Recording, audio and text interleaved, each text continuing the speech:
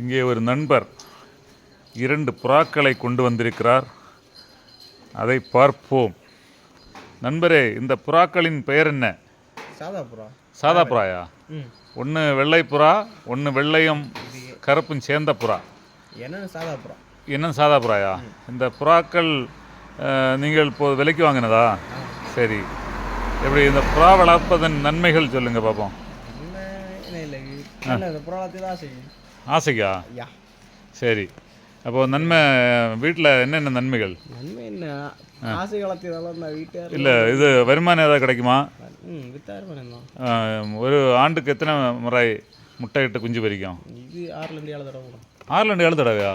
அப்படியா? அப்போ செய்தி கேட்ட பிறகு எனக்கும் புறா வளர்க்க ஆசையாக தான் இருக்குது. இதை திறந்து விட்டாச்சுன்னா அடுத்து அழைக்கும் போது வருமா? நம்ம வான்னு சொன்னால் வருமா? அப்படியா? நம்ம கையிலே வந்துருக்குமா? நான் ஒரு சிவாஜி கணேசன் நடித்த ஒரு படத்தில் அவருக்கு தோளில் உட்காரும் படம். புறா வருமா? உங்கள் தோளில் உட்கார கூப்பிட்டா வரும் இல்லையா? விழிச்சா வந்துடும் இல்லையா? சரி, இதுக்கு முன்னால் வேறு புறாக்கள் இருக்கா உங்கள் வீட்டில்? 100-150 இருக்கா? உங்கள் வீட்டில் அந்த எல்லா புறாவையும் பார்க்கலாமா? என்னென்ன இனங்கள் உண்டு? ரோமரா? ஓ, பந்தாயமா? பந்தாயம் என்னன்னா பந்தயத்து கூடியதா? அப்படியா? ஓஹோ. ஓ, இதெல்லாம் விலை ஏற்றம் குறைஞ்சது என்ன விலையில் இருக்குது உங்கள்கிட்ட?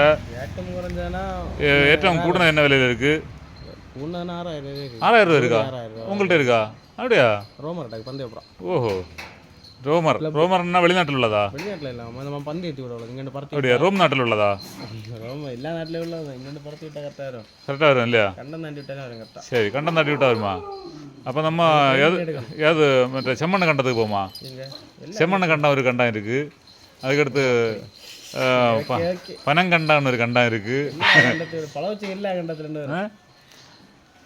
கண்டம்னா என்ன? ஆஸ்திரேலியா கண்டம் அந்த மாதிரியா? அதான் ஆசிய கண்டமா? நம்ம கண்டம் தாண்டி விட்டாலும் வரும். நீங்கள் தானே சொன்னீங்க கண்டம்னா.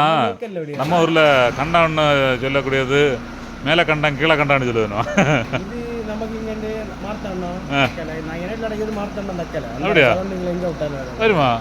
சரி, அப்போ நீங்கள் தான் வாங்கிட்டு போறீங்க இந்த புறாவை அது அந்த ஓனர் வீட்டு ஓடி போகுமா? ஓ, பழக்கணும் இல்லையா?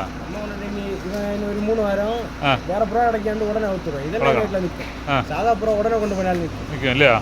சரி, அப்போ செய்தியை முடிக்கலாமா? புறாக்களுக்கு நான் ஒரு நன்றி சொல்லியேன். ஒரு பாட்டு உண்டு, வெள்ளை புறா ஒன்று அப்படின்னு சொல்லி ஒரு பாட்டு உண்டு, தெரியுமா? அந்த பாட்டில் 2 வரி பாடுங்க பார்ப்போம்.